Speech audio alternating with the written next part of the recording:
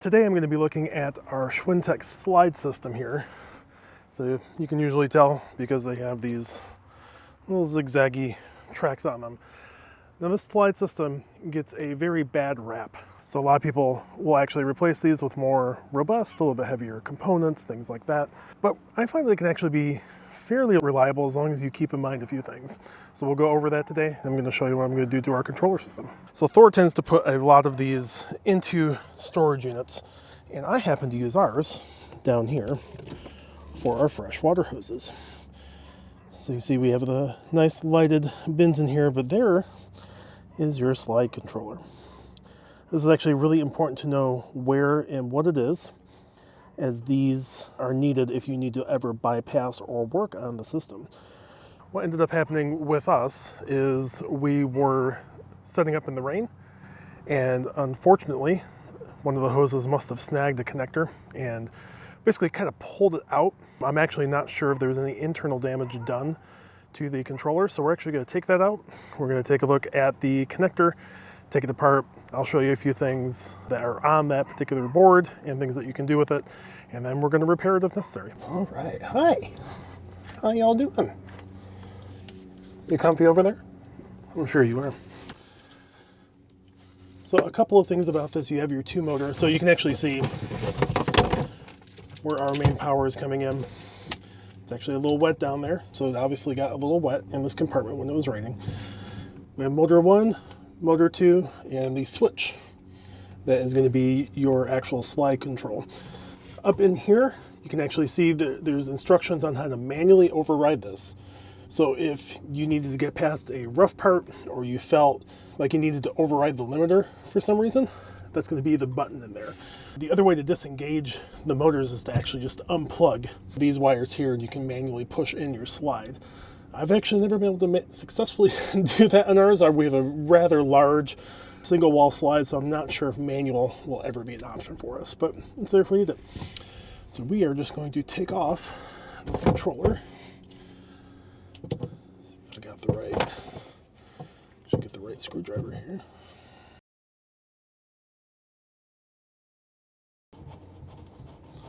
So these are literally just screwed into plastic. Not my favorite thing in the world. I'm actually going to see if I can unplug the power here. So you can see we have a positive and a negative. There we go. So it looks like negative on ours is that white. I'm actually going to keep them like that. Yellow for our motor 2 over here. So that's obviously why they put this tape on here, so you can remember where it went. And then looks like red goes on the right there. So it's actually good practice to take pictures of all of this before you take it all apart. Actually, I might need to go get some pliers so I can take that off. You folks stay there for a second. It's me again.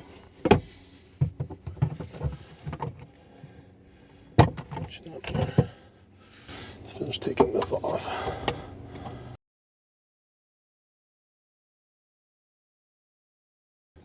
This is also fun because it's right underneath our slide. I'm nice and crouched.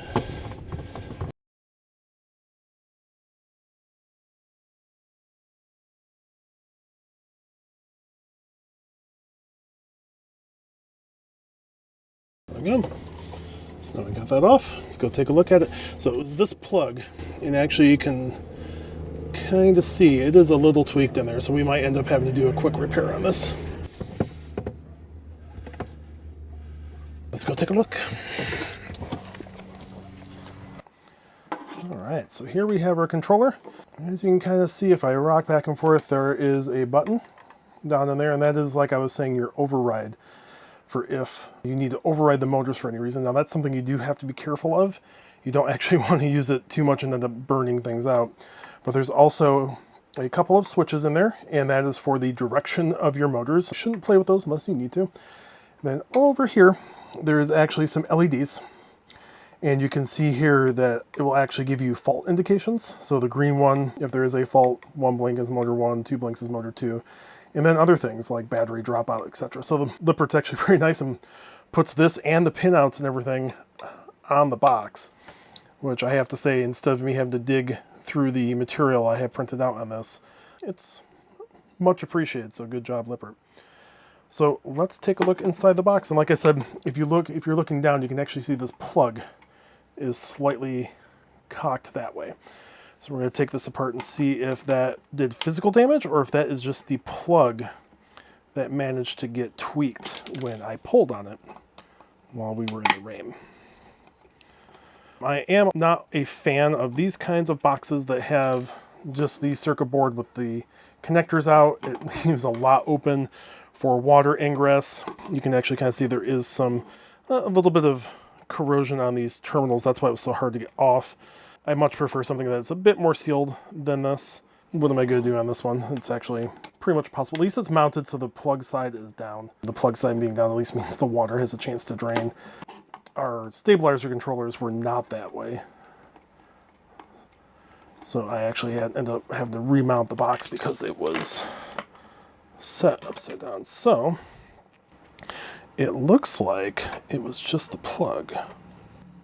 Looks like I don't see any damage. That's what I'm looking for. So these are going to be your relays. I am looking for damage to the actual circuit board here, and I'm not seeing anything cracked in here. So we're just going to use pure brute force to get that guy back in a better line. It does look like this is conformally coated, so at least that prevents, so if you do have issues with a little bit of water getting in there, it's not going to short the tracks out. Yeah, so looking at this, got some, looks like MOVs for over voltage protection. You have your little microcontroller. Here's the switches we were looking at earlier. Some of these are going to be your current regulation. And then I'm trying to decide if I want to look at the underside of this. I don't think we will today. I think we are good just knowing that we just bent the pins a little bit. So what ended up happening with us is we went to leave after having set up in the rain, and I did not know that this had bent a bit, and it looks like the plug had just come out a little bit from it. And in doing that, there we go. That's better. And in doing that, I think it affected probably one of the sensor lines here had come undone, maybe one of the hall sensor or their hall signal, because the motors were working, but it would stop after, say, an inch or two. So my guess is it wasn't getting a signal. I actually didn't check the status LEDs because I saw the plug had bent out a little bit. I bet it would have shown that we had a fault. But yeah, so no repair today, but don't be afraid to open things up if you need to verify these things. And there's no reason to be afraid of wires and boxes and things. If I didn't know where this was in the rig when our slide would not come out, or sorry, when it wouldn't come in, it would have been probably a long wait for a mobile tech to come out and push the plug in for me. So one thing I am going to do after we put this back together and put it back up is we are going to put a cover over this so that those wires cannot get snagged again. Not sure what that cover is going to look like, but we'll make it up as we go along.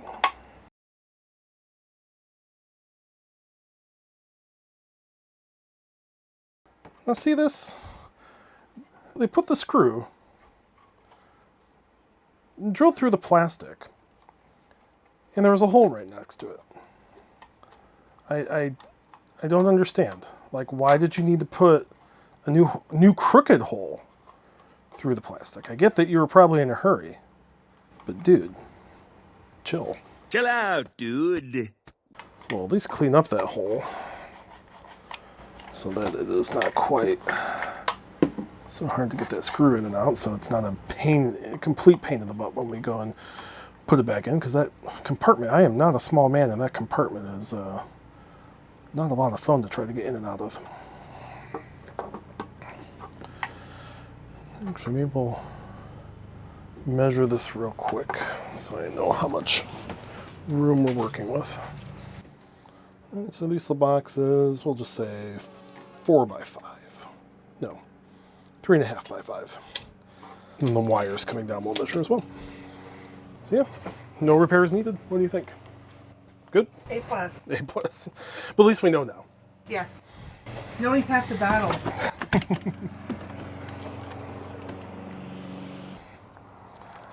All right, welcome back to the compartment. I'm gonna get to lean under there again. And we'll get you all set up here so you can see me put it back on.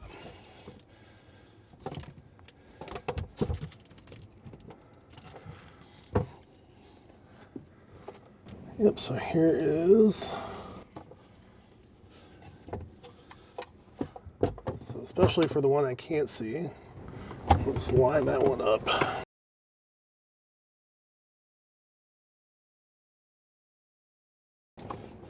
So you can see here they try, but like this needs to be much closer. So we'll probably end up putting some zip ties to tie it into that. I'm thinking maybe just boxing this whole thing that has these things here, maybe even just a piece of wood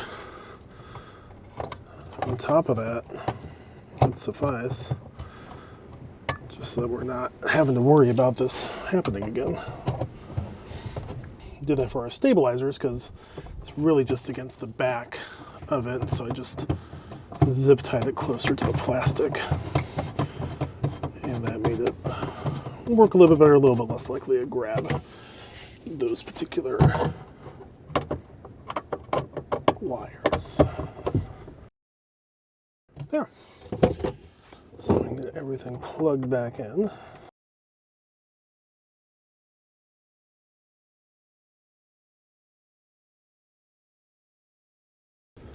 That's all she wrote.